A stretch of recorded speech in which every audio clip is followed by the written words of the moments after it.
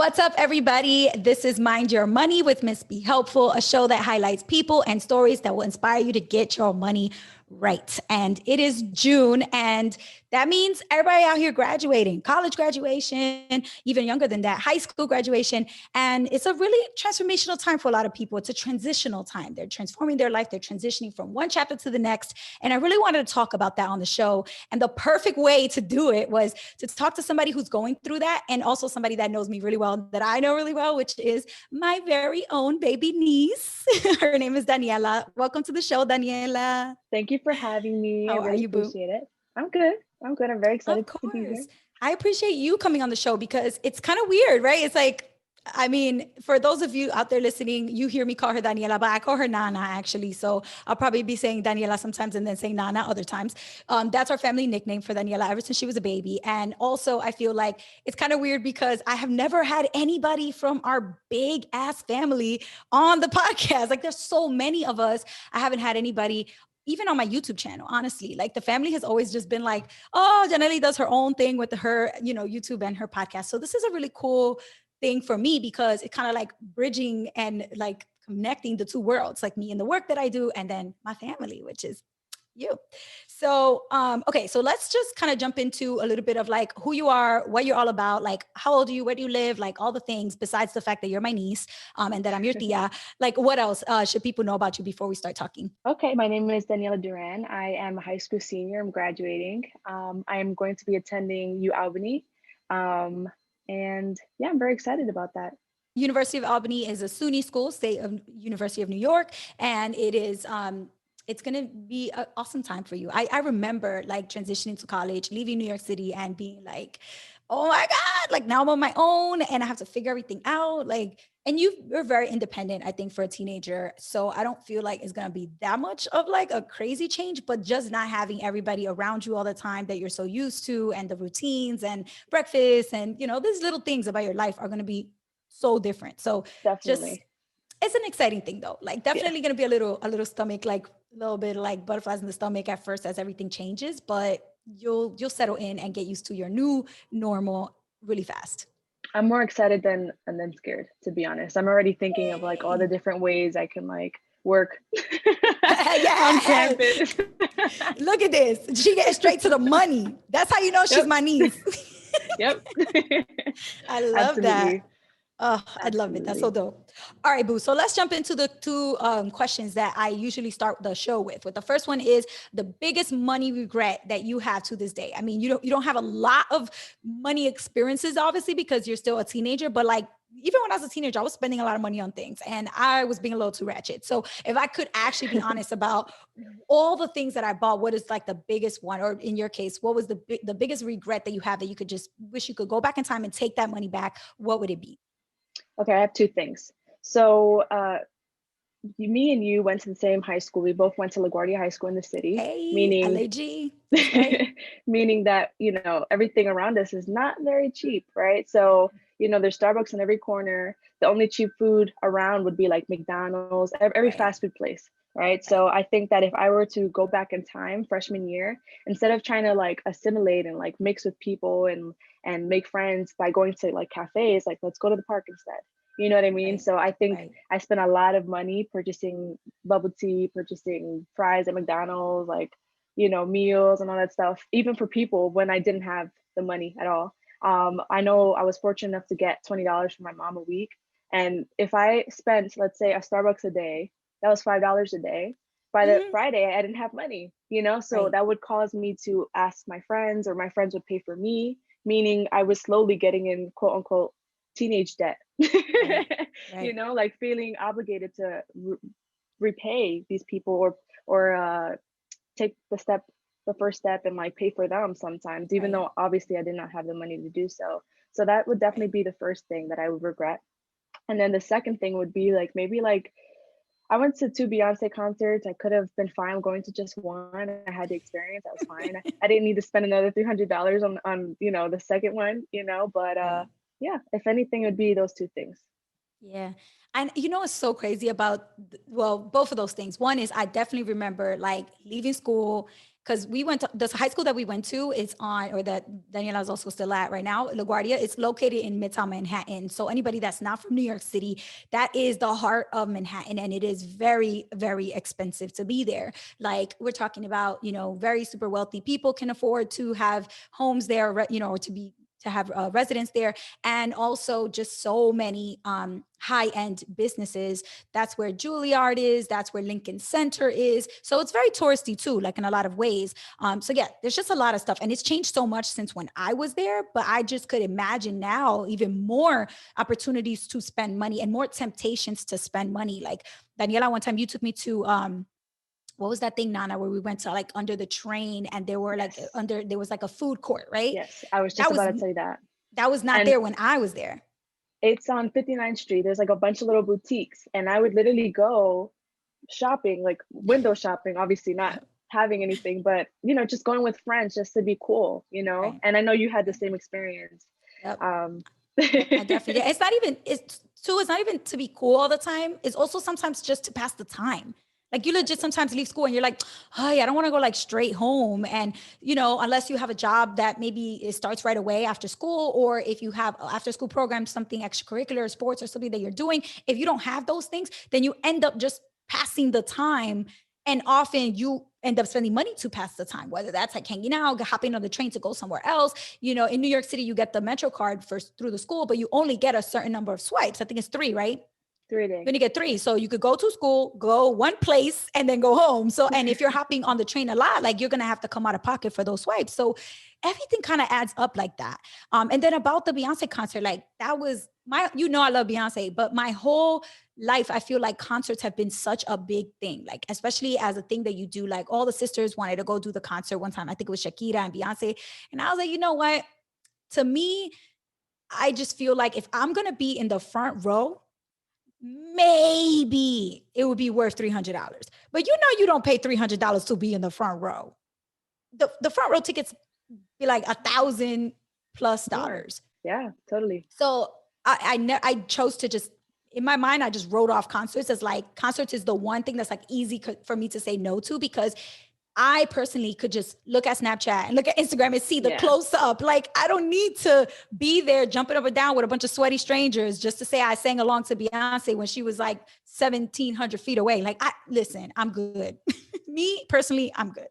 The worst part, I did the same thing. I went to an Ariana Grande concert for, I don't even know, my birthday or some type of occasion, and she ended up recording it and putting it on Netflix. Hello. And Beyonce did the same thing. Beyonce did the same thing with the Coachella concert, right? So like, I don't know. Like, I feel like these things are just things that you do to show off on social media that you're there, and you end up later on being like, dang, if I would have saved that money, I would have had hundreds and hundreds and hundreds and thousands of dollars over the course of like, a couple years adding up all those concerts. But, everybody to each her own. Some people feel like that is valuable for them. It brings them joy. And I feel like if that's you, great, budget for a concert every now and then. But like every concert all the time, every occasion, you're going to be broke real quick. Yeah. Okay, so now let's flip it to the other side. What is a time where you had like a money moment that you're actually proud of? Like you kind of want to brag about it, because it's like, I would do that again because that was a smart money move, and I don't think I'll ever regret it.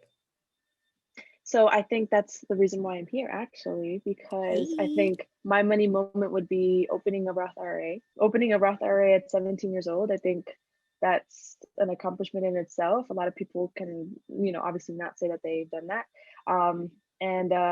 Maybe even saving so much at my age as well. I think it's a huge accomplishment and something I'm very proud of. Yes, definitely. And you should be. So Daniela's not 18 yet. She just said she's 17. So we opened a custodial Roth IRA for her. If you're 18 years old, you can open it on your own. But if you're under 18, if you're still considered a minor, then you need a custodian. But Nana knows she had a custodian waiting for her for years and years and years. All she needs to do is ask me. I was like waiting for somebody to ask me to be the custodian. Talk about why. Why did you decide to start investing? Because you're about to go to college. You could just use that money in cash and use it to pay for all the things and, clothes, shoes, books, hanging out. Like you came to me and said, yeah, I want you to help me open a Roth IRA, And so what made you make that decision? Well, it all started off with one question. I came to you and I was like, hey, I am in a very fortunate position for someone my age. I have this amount of money saved up. What would you do if you were my age with this amount of money? And Mhm. you right away, it was the Roth IRA. And I was Yeah. like, okay, what does that mean? What's Yeah, that? yeah. What's next? What, like, how do I start? And yeah, I think we did that together in like 3 days. It was like a 3-day process, and we, filled out the information, and yeah, I wouldn't regret it. I wouldn't take it back. Even if it meant that I had to give you like a chunk of my money, Um, but I definitely think that I put into consideration, having done all the money calculation for how I'm going to pay for college, how much debt I'm going to be, how many student loans I'm going to have to take out, which student loans I'm going to take out, how much money do I need for my little savings to put towards that. So I did all that math beforehand, and I think that that was very helpful in Yep. terms of asking you like what's next in Yep. my Exactly. life. Okay, so talk about like what was the process? What did we do? And what were the problems that we faced? Because we started and we were like, oh, let's do this, let's do that. Oh, we can't do that. We can't do that. Like we kind of hit some bumps and we had to like make a strategic decision. And there Mhm. were also some like calculations that we had to do because there were rules about how much you could put in. And we had to like it was a little bit of a little bit of a process up front. But then once we got started, we chose the account or the brokerage firm where we chose to open the account. Opening the Roth IRA account was actually easy. It was just a matter of like doing a few kind of decisions that needed to be made before we go online. So talk about that. Do you remember like all the different things and or what do you remember like that were the hiccups that came up? The first one was definitely finding a custodial Roth IRA, Yes. finding which broker and which bank does that and offers Yep. that Yep. for us. I think the second one would be figuring out how much I was able to invest. There's the maximum of 6,000, but it was dependent on like how much I earned in that year. So we had to like do some math and figure out, okay, I started working at this time. These are my statements, my deposit statements, and doing that math so we can do that. Um, Right. Yeah, the thing about what Nana's saying too, which I think is really important for people to realize, is that you could put a maximum of $6,000 for 2020 and 2021. You're exactly right. But if you didn't earn $6,000 in earnings through earned income, in that year, then you can't put that because they're going to be like, where you got this money from? You file your taxes and it says you made $2,000 last year. So how did you come up with 6,000? Where'd you get, what did you do to get that other 4,000? Like it just seems sketchy to the IRS. It's going to flag it with the IRS. So it's not allowed for you to put more than you earn if you earned less than 6,000. So whatever is if you earned more than 6,000, then you can only put 6,000. But if you earned less than 6,000, then you can only put the amount you earned. So we had to like pull out your statements to calculate how much did you actually earn in 2020 before we put an amount inside of your 2020 custodial Roth IRA. So that's true, definitely. definitely. Okay, cool. What else? And then I think the last thing would be after we figured out which broker we were going to go with, Yep. then we had to decide what are we going to invest in. So I know we chose Fidelity because they had a custodial account and they didn't have any fees, I believe, anything like Yes. that. And then, Oh, the other reason we chose Fidelity too, because, and by the way, this episode is not sponsored by Fidelity at all. It should be, but it's not. But what the reason too is because we were looking at other brokerages and robo advisors. Many of them did not offer custodial Roth IRA, like you said. And the ones that did, you actually had to fill out paperwork and mail it to them, to the brokerage. And I was like, what is it 1998? Why we got to do all that? Like we can do this online. And so then we just kept looking, and the best bet to be able to do it quickly online, like one day the next, was Fidelity. So we just did it right on their website. We just sat down. We're like, boop, boop, boop, Daniela, da, da, da. Custodian is going to be Janelia Espinal, boop, boop, boop. We just put all the information and we waited a couple of days. They emailed both of us and boom, the account was set up. So once we did that, I was like, okay, great. Now you have to decide what to invest in. And I was telling you, like, girl, if you invest in individual stocks, it's very risky because any one of those companies could go under, and we assume all these big companies are going to do well, but why take that risk when you can actually invest in a fund that has all of these high performing successful companies in one bundle? Like why not just do that? And so we were looking at different index funds, and Fidelity has zero cost index funds, which is, I think Fidelity is the only one right now that does this, where there's actually a 0.00% expense ratio, which means you do not pay an that's annual what it was. management management, operational, or marketing expense fee. You don't have to pay for that at all. So I was like, girl, yeah, we need to get one of those zero cost index funds. So we looked at the S&P 500 Fidelity Index Fund and the total stock market Fidelity Index Fund. And I don't remember which one you picked. Do you remember if it was S&P 500 or Vanguard? It was both. Oh, sorry, not Vanguard, We total did stock market. we did Oh 50 yeah, we chose both. Okay, yep. So we just put 50-50. We're like, you know what? Hey, let's just do them both. And if you want to change it, you can always change it. You can always go back in and say, you know what? I just want to move it to all to be the S&P 500, or I just want to move it all to be total stock market. Like you can make that change anytime. Just go in online, click, click, click, boom, submit, change is done. So yeah. So now you're all set. You got your Fidelity Custodial Roth IRA, and you're investing in 2 different index funds, total stock market and S&P 500. I need a drop like a sound effect, like burr, burr, burr, burr. All right. So that's like pretty much your investing journey, how it happened. And now you're like, all right, next step for me is to work in college, right? And obviously I don't want you to compromise your academic success. Like you're really bright and you're going to do really well in school, but you're there to study. So classes always obviously come first and work comes second. But obviously if if you can work a lot while you're there, do it. And now for 2021 custodial Roth IRA, actually it's no longer going to be custodial because you're going to turn 18. And once you turn 18, I'm no longer a custodian on the account and you become the sole owner of the account, and you're the only one with access and rights to put money in. So once that happens, when you turn 18, you can add another $6,000 in 2021, but it depends on if you earn $6,000 at least. If you make 3,000 or 4,000, you can put half of that, or just put 2,000, whatever. You can just do whatever you want, but know that your goal could be like to max it out if you can, which would be amazing. But that means that you have to put $500 every month, which is, I know that's kind of hard for a college kid. So that's not something you should, stress about. Definitely. So I wanted you to talk about, like, what was it like growing up with your mom and your dad is an entrepreneur, business owner at least, and having, being in a point where obviously it wasn't as challenging as my upbringing, but, obviously there were still things like couldn't just get everything you wanted all the time. So yeah, take us back. Any early money memories or money stories that you remember? Yes, actually, you just brought back something. I used to, like, every time I would make money for like birthdays or whatever, like graduation, like kindergarten, whatever the situation was, I would always give it to mom and I would have her hold it. I don't know what she does with the money or what she did with the money. I don't know how much I have in her little bank account that I negotiated with her, but I remember using like doing that. So I think that would be one thing. But to add on to, my mom being I guess me being the first generation, she came here when she was 9 months.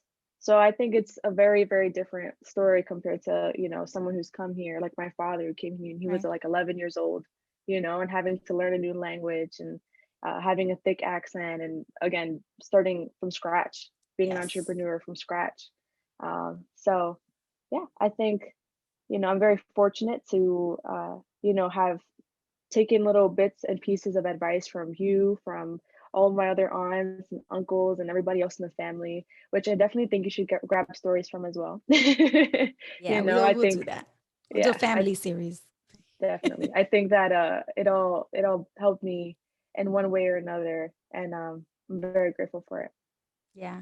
And talk about like how are your parents different? Because I feel like I get a sense that your mom is a lot more traditional with like her approach to work and earning income, and your dad is a bit more of the risk taker, like with the business and everything. But maybe, I don't know, I didn't grow up with them as parents. Maybe they put a different example for like how they are with money and money decisions. Maybe your dad is actually a little bit more like strict with money and your mom's a little bit more loose. I don't know. I feel like I had that impression, but am I right or am I wrong about your mom being a little bit more conservative and traditional and your dad being a bit more of the person that's willing to take more risks with money? Honestly, I don't think I can answer that just because I feel like every time like it came to paying bills or talking about money, they kind of kept it to themselves. When I was around, they would kind of like whisper, like talk about it. Like they never wanted me or Denise to worry, which Yeah. was an awesome thing. But I think that it kind of sheltered me in terms of like what to do with my money and stuff like that. And so you came in a perfect time. Yeah. you Yeah. know, MissBeHelpful. So yeah, I think that in terms of my parents, they're very, very different, but they do everything together. Everything's joint. Every decision they make is very correlated, and I think that's something that they made very clear to me. Yeah, I do get that sense too, that your parents, they don't operate separately. They operate as one. Yeah. But I guess I meant more like if you went to your mom and asked for money, would she give you a hard time, or would she be like, yeah, here you go buy papitas, go buy Snickers and whatever, Skittles, M&Ms. And if you ask your dad for money, he'd be more like, oh no, or would he give it to you? Like, or would they go and have a conversation like, Daniela wants money for papitas, are you going to give it to her? Should I give it to her? Did you say yes or no? Like, because maybe that's what they did. Like, they always talked about everything first. I don't Yeah. know. I think maybe dad is a little bit more uptight when it comes to giving us money. But oh, you know what we would do? We would have Kenneth, the littlest, my little brother, go ask for money, and so that we can all splurge on like getting like a pizza or something. So we would take advantage of that, since they don't come that often. Or every time there was like, oh, or doing like the laundry when there was coins, I would take it. Yo, you out So here just yeah. scamming, finding money everywhere. Yeah, so those are little things that I think my parents contributed to. But other than that, I don't think there was ever a moment of me really asking, especially since I had that little quote unquote mommy bank account that I gave her money, so she never really questioned whether or not she should give it to me, because she knew that you know, You so did save, right? She worked out exactly, a plan with you to help you learn to save, which is exactly. great. I don't know that a lot of parents do that. My parents never did that. And well, then again, I wasn't really making an allowance or earning money until I was much older. I did work in high school, but it was like barely, like it was like, I think minimum wage back then was probably like $6 or $7. I don't even remember, but yeah, it's just interesting to think about, how those experiences, how we frame them in our mind. And I love that you said that, like, the way that your parents function, they wanted to keep you guys out of the financials so that you wouldn't worry, because I think a lot of people are going to relate to that. So many parents, they don't actually bring their kids in to talk about like the grocery budget or like the paying the bills or anything, because they just feel like kids should be kids. We don't want them to kind of feel stressed or the burden. But at some point, you get to the point in your life where you have to learn the hard way. So there's like a fine line that I think as a parent, it's going to be really hard for a lot of people now to like navigate, because there's so much information online. It's almost as if you don't tell them, they're going to find out online anyway. So it's kind of better to involve them. But at what age, I think is the question a lot of parents kind of struggle with. Like, is it too young, or what's just right and what's too late? Like that, I think is more of a personal choice. But yeah, I think a lot of people would definitely agree with what you said about parents not wanting their kids to worry or to stress about money too early. Okay, let's fast forward a little bit. What is your life like now as it relates to money? Like, you've been working, you have a couple $1,000s saved up. You have a lot of money saved, because when I was your age, I did not have that much money. So tell us about like working to earn money. When did it just click for you that like, all right, I need to stop hanging out at the little shops, boutiques on 59th after school, and I need to start working and making some money? Like, what was that moment for you? And then what did you do about it? I think it was like halfway through my freshman year. I would go, like I said, every day after school, before school, get something. I would get pizza at 6 a.m. So yeah, I know. Who does that? I think it was also like, me, I was starting to gain a little bit of weight, and I started having like a secure quote unquote group of friends.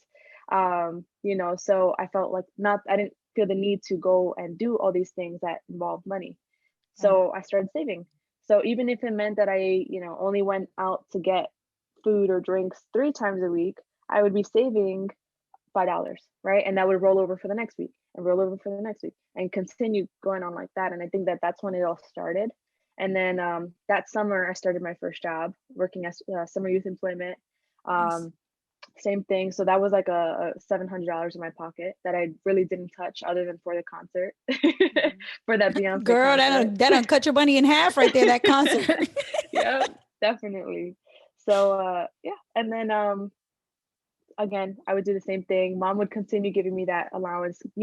She was putting into consideration that I was in the city and that it's not cheap, and that I unfortunately I was in school from like, let's say 8 to 8 sometimes, because I had rehearsals and I would be hungry, so I would want to get a Chipotle bowl, I'd want to get a McDonald's meal, but I started being a little bit more smart about that. in terms of like, okay, it's Monday, let me not splurge. Let me wait till Friday and see how much I have, and then I can splurge and we can go out and get Right, sushi then, or something right, like California rolls, whatever, something small. right. And I think that's where my whole saving mentality kind of started. It wasn't about limiting myself, but more of just like being conscious and mindful. Yep. Yep. And a little bit of delayed gratification. Like, it's all right if you wait 3, 4 days. Geez, like Yep. you're not gonna die because you waited 3 days to get California rolls instead of getting them today. Like, I think that there's this culture of instant gratification and more with your generation than mine. Like millennials, we kind of started to feel it a little bit because we had social media like when it was like Facebook and that kind of thing. But now there's so many more things than when we were your age. Like there was no Snapchat, there was no TikTok, there was no Instagram. Like those things came when we were already in college and after college. So we didn't grow up with that in our teens. And I think now as a result of that, being a teenager today means like you basically want what you want when you want it. Like you feel like if you see it on Instagram, you're like, oh, I'm gonna buy that right now. And it's just like, that can really hurt your mentality when it comes to money because you feel like that's how things should always be. Like if you want to buy something, you should be able to buy it whenever you want. And that's dangerous. I feel like that mentality is dangerous. So it's good that you started practicing a little bit of delayed gratification, even if it just was like in buying food instead of 5 times a week, twice a week, and then pushing it over to the end of the week. Like just little things like that can actually start to change the way your mindset is about how you spend money and when you get things that you want. So that's hard. I think it's hard to do, but you started early. So that's good. Absolutely. And knowing what had happened freshman year and how much money I was spending, and the debt I put myself in, quote unquote, teenage debt, I started packing my own lunch and packing snacks and Yep. bringing water and, like doing these things that my friends weren't doing and that they would laugh at me for because I'd have a little lunchbox, but I didn't care, you know? So, Yep. yeah, I think that helped me tremendously. Yeah, that's great. I'm so glad to hear that. I feel like those are the small behavioral changes that you got to make early. Otherwise, it's going to be really hard for you later to catch yourself and stop doing those behaviors because you're already in the habit, in those bad habits. So glad that you started early. Now, recently, you set a goal because you're about to go off to college. So you set like a money goal. What was your goal and why did you feel like you had to set a goal and really hit it before even getting to your freshman year of college? So beginning of the year, starting January, I had a goal of reaching $10,000 in savings. I Mhm. believe I had at that time maybe four, I believe, and that was just because like I had a chunk of money sitting in my drawer. I opened a bank account and like I just deposited it all in there. So I don't know how long it took me to save those $3,000, $4,000, but that was what I had. That's what I started off with, and I started working as a hostess in a restaurant. I was collecting tips. I would cash out my tips and put them in my account, so that would all go there. Because I was working more, I wasn't going out as much. COVID, of course, we weren't going out as much again. So I spent my time working, and then I got a different job.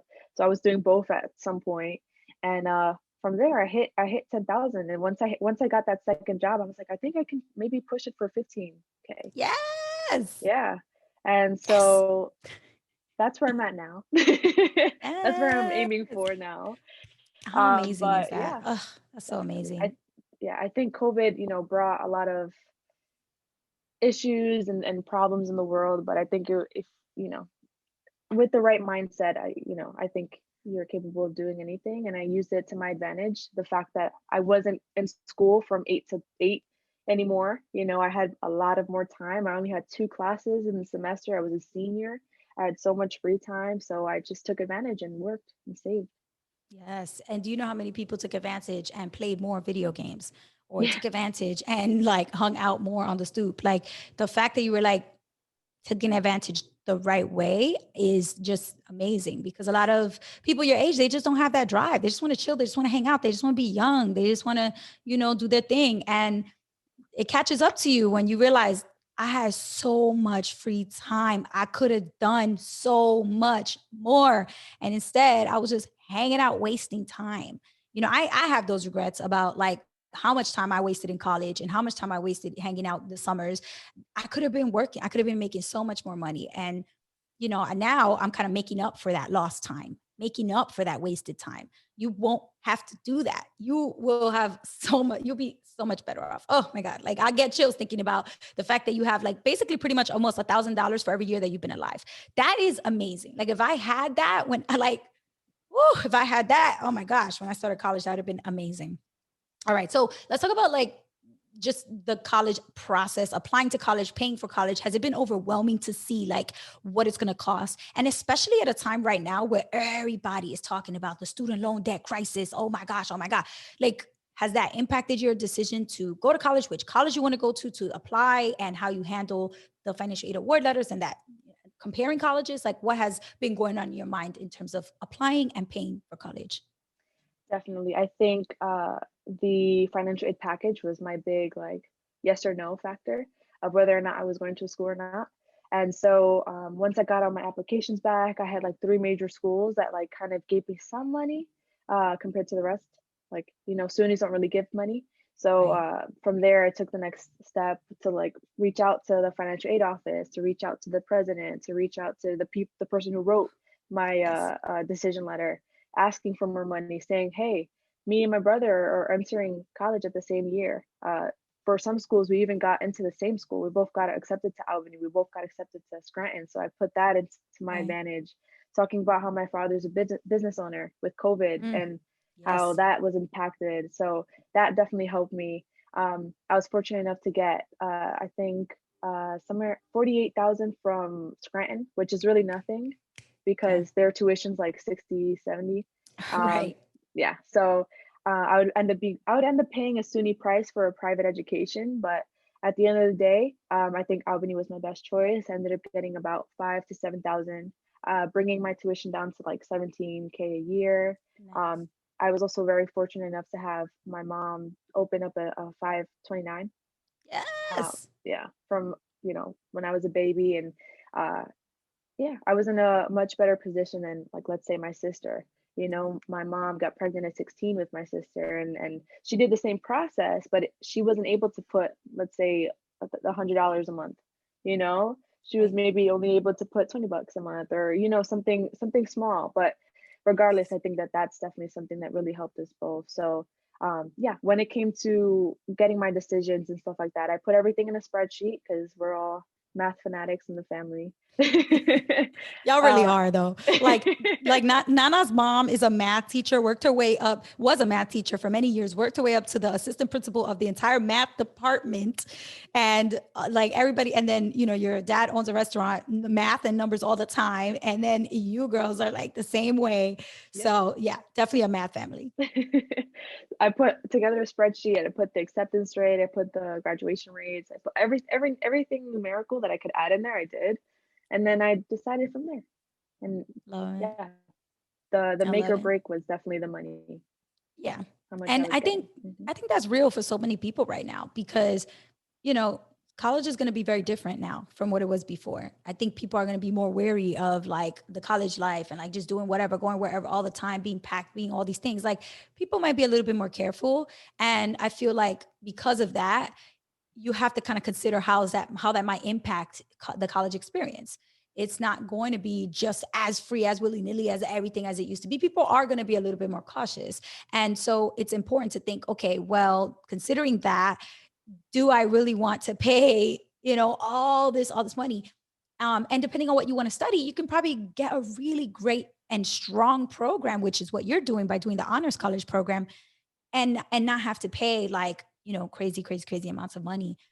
So congratulations on all your financial aid, all of your achievements on, getting into a really awesome, t- I didn't even remember when you sent me the video of all the college letters. I was like, geez, I can't even count them, all the acceptances, which is amazing. And it just speaks to your hustle and it speaks to your grind, your passion for, success. And obviously it's going to continue when you get off to college. But um, yeah, I love it. I think that's why I wanted to share your story because I feel like other young people need to wake up out here and listen to, an example of like, you could have your ish together and also still be like 16, 17. You don't have, Yep. you don't have to use, oh, I'm 17. Don't use that as an example to be a mess. Like, oh, but I'm just 17. Like, so what? Do you know how powerful you can be at 17? Do you know how much you can accomplish at 17? Don't play yourself. And so I love that this example is going to be on my YouTube channel and on the podcast. Love it. So Definitely. tell us about your goals for working in college before we wrap up. What are you thinking? Um, maybe like a work study, working at the library. I don't know. Uh, there's like a bunch of little restaurants in the food court, like a Starbucks and another little cafe. So I did a college tour there, and I could do college tours. I could be the person. Yes, you'd be Yeah. so good at that. Mm. Yeah, you're so professional. Thank you. And yeah, so I think, oh, the funny thing is the person who did my college tour was in the honors college. So I asked Yes. her a ton of questions, and so it's very exciting. And I think I'm also put at an advantage because I am in the honors college. I do get first pick at like picking my classes and things like that. So hopefully it's the same way, same thing in terms of looking for jobs and stuff like that. But yeah, I'm not too consumed in it. It's just, I know that college comes with a lot of free time. Yes. And if I don't manage it well, that, things could go south. And yeah, I think that if I just continue doing what I'm doing and, approaching it the way I approached the whole COVID pandemic, it's everything's going to be very different with COVID. I'm also putting that into consideration. And so, yeah, of course, my studies comes first, but so does my physical health, so working out, and so does my financial health and wealth. And yeah. And your mental health, girl. And your mental health, girl. That mental health is Exactly. probably more important, honestly, than financial health. I mean, it's hard for me to say that too, because I'm like, what? Oh my God, financial health is so important. But like, no amount of money in the world is going to be able to fix you if you can't get your mind right. And I think that's so, so, so important, right? Like making sure that your spirit is good, that your mind is at peace, and that you take moments for self-care, because the reality is you can overwork yourself, you can take on too many shifts to make extra money, and then be up late doing papers, and then be hanging out late on Fridays with your friends, and then barely get any sleep, and then you're stressed and you don't really talk to anybody about it because you don't want people to think that you're not successful, and then all of a sudden your mind's just going bonkers. Yep. So you definitely want to prioritize those three. Your physical health is super important, mental health, and your financial health, of course. I think like, all those three things matter. But college is really just a game about balance. Like I remember like having to balance so many things, and I was not that good at it until like junior or senior year. That's when I finally got into my stride. Like, all right, now I'm like balancing my time management, my organization, academic, my work, my hanging out with my friends, also making time for my boyfriend and my family. Like I was able to do that well junior and senior year. But freshman and sophomore year, I was a hot mess. And, I think it was not balanced, well balanced out. It was way too much time doing stupid stuff and not enough time doing things that like actually matter. So you've had you have seem to have at least the thought process get started a little bit earlier than I was thinking about these things, like balancing it out so that you have, just a well balanced and healthy daily life. So you're not like doing too much of one thing and not enough of the other. Definitely. And I think going to LaGuardia was really helpful, putting into consideration, okay, I have an hour and a half commute home. What am I going to do during that time? Yes. So I would take advantage, do my homework, or listen to a podcast for class, or Mhm. listen to a song I had to practice and perform the next day. So putting in that time management, putting together a little schedule, uh, you know, figuring out, okay, I have this amount of time. What am I going to do in that time? I have this amount of free time. What am I Yes. going to do in that free time? Do you want to hang out? Okay, cool. That you fit in this spot. Okay, what's next? So I think, living in Staten Island and Carajo Land, and then going to Right. school in Manhattan, like I had to do that so I could do rehearsals, make it at home homework I'm doing. So in terms of time management and like figuring it all out in here, I think that walking into college, I'm really excited because I already have those skills in my belt, which is why I'm Definitely. thinking about working. Right. you That's so know, true. That's so so true. yeah, And you using that to be your advantage. Like you're gonna have such a leg up compared to some other kids that are gonna get there. They're just gonna go ham partying, gonna go ham mhm, socializing because they probably didn't do enough of that in high school because they were parents were too strict. And they're just gonna be a mess trying to figure out how to be organized, trying to figure out how to have your priorities straight. But you're gonna get there and already have those things in order. So yeah, you're definitely gonna have a leg up. That's gonna feel amazing for you. And yeah, I mean, I think at this point, like, it's really just about you figuring out what are the things that you're going to actually be passionate about doing with your spare time, and try to do as much as that as you can. Because yeah, you could get a job at Starbucks, but you could probably also get a paid internship doing something that you're really passionate about. That's the thing about college. Is like, all you got to do is say you're a college student and somebody's hiring an intern. And like, it's going to be hard to find really well paid internships. But hey, if you can get paid and love what you're learning and what you're doing, like if you want to learn about photography, you can literally intern for a photographer and like learn everything about that person's work. Like, this is the time to take advantage of being in college and like being able to study abroad at like a super cheap price. Listen, I'm 30, I'm grown. If I want to go to France, it's not going to cost me a little bit of money. I have to pay for everything. But in college, there's so many programs that will allow you to get a super reduced price trip to go study. Like, you don't take full advantage of the perks of being a student, because once you're out, you're going to wish you took more advantage of those things. Definitely. So yeah, Yeah. with that said, I'm really excited. I'm excited to, reach out and figure all this stuff and have you under my belt as well. Or Yeah, a phone that's right, call girl. away. That's right, girl. Or a phone call, girl. I'm gonna pop up in your dorm room and be two seconds away outside knocking on the door, like, nah, open up, girl. Let's go party. All right, girl. So the way I wrap up the show, I usually just do a money mantra. So like, obviously you have so much wisdom. You're wise beyond your years. I think actually, before I wrap up, I do want to say, I think one of the things that I want to make sure you're good on next, because we already got your investing journey good and you're a saver already.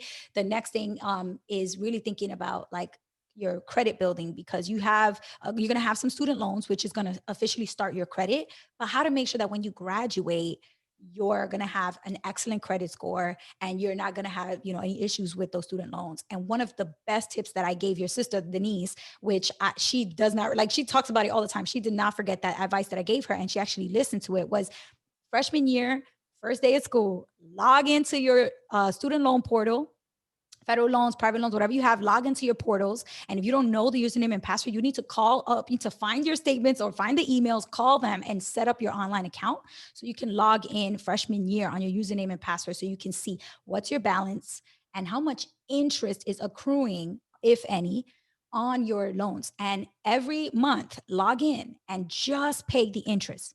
Don't feel stressed or pressured to start paying your loans like for real, because the principal balance is what you really just want to be able to kind of keep the same if you can. So if the interest racks up, let's say it's $20, just send that $20. It's a little bit, it doesn't hurt that much, and it will prevent that loan from growing more later, because then they're going to charge interest on top of the principal balance that you borrowed, and the $20 of interest is going to earn more interest on interest, which is crazy, but it hurts when it works against you.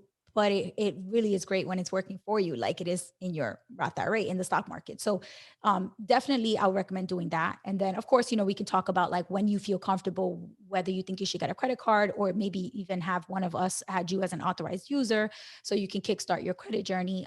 But yeah, I think for me, that's probably like the next step for you, or like my next goal, to make sure you're good with credit, because that was where I made a lot of mistakes in college, was using credit cards incorrectly and messing up my credit score. And I don't want that for you at all. Sounds awesome. We're going to get on that. Yeah. All right, girl. All right. So let's go ahead and jump into the end here, which is the money mantra. This is literally just like, if you could take a dollar bill and replace what it says on there with your message and your mantra, what would it be? Start early. It's never too early to start, because that's something I would say to one of my friends. They're probably gonna hear this and think like, wow, she's crazy. I can't do that. Right? I'll do that when I'm 25. I'll do that when I'm 30. I'll do that. Exactly. Yep. So I like that. All right, we got it. It's never too early to start. That's your money mantra. I love it. Being 17 years old, a lot of people are gonna like read the, what's it called, the little caption and be like, 17. That's not true. Like, what? Right. What? How's that possible? So even if you're 30, if you're 40, doesn't matter. It's never too late to start. Because people say it's never too late to start all the time. But honestly, you gotta get to the youngins and get them to start, because that's how you get a leg up and an advantage. Like when you're my age, you're gonna have so much more money than I have invested. And that's gonna be amazing. Every generation, you progress a little bit more than the previous generation. That's what it's all about, right? And so that passing these generational nuggets of wisdom down, like I feel like that's my responsibility for you and the others in, my nieces and nephews and my little brothers in the generation that's after me. Is like, I got to make sure when I'm not here anymore, y'all are good and you did the right thing to now set up the next generation, you know, the Melodies and the Jonathan Jasons, so that they're going to be good when they're your age too. All right, boo. So if people love your story and they want to hit you up and say, oh my gosh, you're amazing, you're so inspirational, you are out here doing it, where can they hit you up? Not to be creepy or anything, but just to say that they liked your episode and that you're inspiring and they, you know, want to wish you some positive words. Is it Instagram? Is it email? Instagram, Definitely right? Instagram. Yes, 100%. All right, cool. Your Instagram is It's Daniela Duran, right? Yes. ITS Daniela Duran. Awesome. All right, I'm going to add that. If you all want to reach out to Nana, you can do that at on Instagram at It's Daniela Duran. Don't be creepy or anything. That's my niece and I will fight you. But just let her know how awesome she is. And any words of encouragement, words of wisdom, you know, advice that you wish you got before you were going off to college, like any of that stuff, it's always good for you to get that because I know I didn't get it and I wish I did. Yes. This is awesome. It's going to open eyes I'm going to send this to all my friends and they're going to be like, she's crazy, but I'm going to start doing this too. That's right. Inspire them. That's right. Get up off your butt, get up off TikTok and get some money, honey. The worst part is TikTok has like these things now where it's like the 5 things you need from Amazon now. the part 3, yeah. So girl, I'm gonna make one that says 5 things you need from Amazon right now, and I'm gonna point to the screen and it's gonna be nothing. Yeah. I'm gonna do one of those because you don't need nothing. You don't need nothing off Amazon. Nothing. Mm-hmm. That's terrible. All right, boo. Well, thank you so much for being on the show. I loved having you. I'm so proud of you. I really am. I don't know if I say that enough. I feel like I don't, but I'm so proud of you. I love you so much. And I can't wait for everybody in the family to hear this and for all your friends, your little friends to hear this too. If your little friends are listening, y'all better get on your game, okay? Get on Nana's level, honey. Step it up. And just have an amazing summer, an amazing experience your freshman year. I mean, we're going to be keeping tabs on you, but just, you know, I wish you so much of the very best in everything that you do after today. Thank you. I appreciate it. If you like this video, which I'm sure you did because the video was the bomb, then you're going to want to watch all the other episodes of the Mind Your Money with MissBeHelpful podcast. And they're all right here in this playlist. So click the playlist to watch those episodes. And if you haven't subscribed to this YouTube channel yet, I don't know what you're waiting for. Click the subscribe button right now so you can get videos every single week and to join Team Be Helpful right here. That's all I have for you guys. Till next time, peace.